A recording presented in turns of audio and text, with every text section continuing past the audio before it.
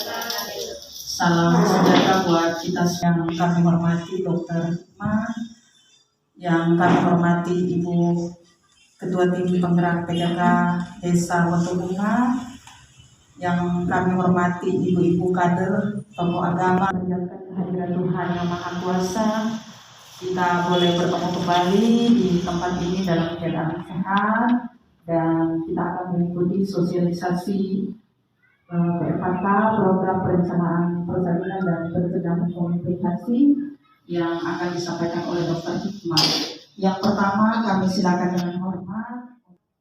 Selamat pagi, salam sejahtera untuk kita semua. Yang hormati Ibu Dr. Hikmah yang alhamdulillah pada hari ini kita bersama. Yang hormati dalam acara kegiatan dari puskesmas yang ada di Kecamatan Mencaloi, ya, yang sholat kami harapkan dalam kegiatan ini bisa menambah pengetahuan kita untuk mengikuti dengan sebaik-baiknya. Apakah nanti sekarang dengan kejadian yang kita lihat bersama, saya ucapkan banyak terima kasih atas kedatangan dari Bu Dokter di desa kami, desa Batubunya ini, dan itu yang saya bahagia. Demikian harapan saya bersama dari Ibu Bidan dan jajarannya, bagaimana supaya desa kita desa Batubunya bisa lebih baik lagi. Apalagi sekarang desa Batubunya sudah masuk desa mandiri. Namanya mandiri harus jadi panutan, harus jadi contoh dari desa-desa lain. Jadi itu harapan saya. Jadi demikian harapan saya. Di bidang kurang dimaafkan. Wabillahi taufiq. Assalamualaikum warahmatullahi wabarakatuh.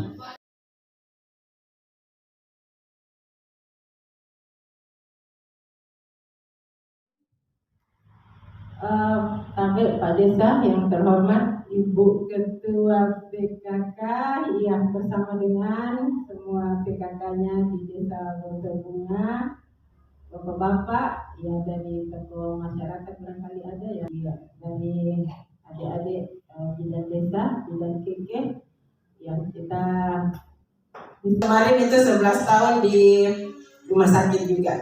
Saya 2 tahun terakhir sudah 2 puskesmas lagi saya tempati ya, kemarin di Simbang, terus ini saya di sini ya. Jadi itu membagi ilmu juga kepada semua masyarakat. Mudah-mudahan nanti ada manfaatnya. Ya. Di Makassar, di puskesmas itu juga ada tambahan, saya dikasih tugas juga dari Kemenkes untuk mengakreditasi puskesmas dengan rumah sakit mana, di mana di puskesmas dengan rumah sakit. Ya, jadi kita masuk ke materi, tapi sudah paham semuanya. Barangkali sudah ibu-ibu ya, sudah punya anak ya, jadi sudah pernah ini merasakan persalinan ya. Kemudian bagaimana kita mencegah komplikasi ya. Ini banyak hal kenapa sampai ini yang harus kita tahu. Ini karena tingginya ya angka kematian ibu yang disebabkan oleh ini persalinan atau hamil, tetapi ada penyakit lain yang menyertai. Ya, ini yang pemerintah mau tahu, ibu-ibu dan ibu bersalin ini, ya, sehingga sebelum terjadi itu kita ini semua sudah bisa mendeteksi atau membantu supaya cepat rumah sakit. Karena kita di sini alhamdulillah rumah sakit tidak jauh ya, bukan kampung-kampung amat seperti di desa lain. Ya, kita punya transportasi lancar, jalannya bagus, di mana-mana ada rumah sakit Tajudin yang dekat, ada rumah sakit Permata Hati, sana-sana sedikit ada rumah sakit Dodi, bahkan rumah sakit di Maros tidak terlalu jauh dari sini. Belum ada bidan Tunggui, ada perawat yang kalau ada emergensi dokternya setiap saat boleh dihubungi kalau ada yang membutuhkan. Ya, jadi banyak bahasa-bahasa yang asing. Kenapa ini? Kenapa di mana ini kematian maternal biasanya terjadi?